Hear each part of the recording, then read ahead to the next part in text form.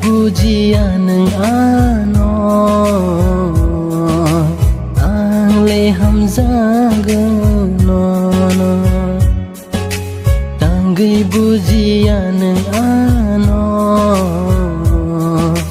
angle hamzagono tai besenangba bujiya tongshina tai besenangba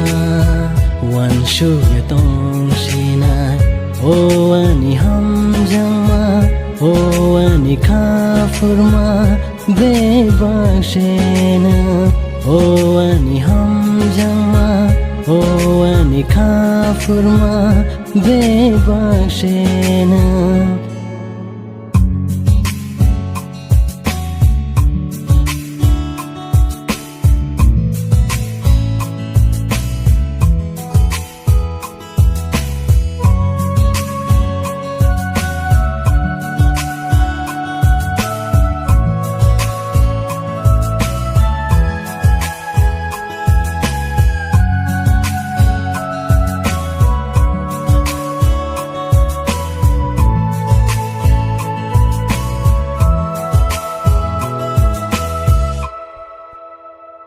tong tu tu cha tu tu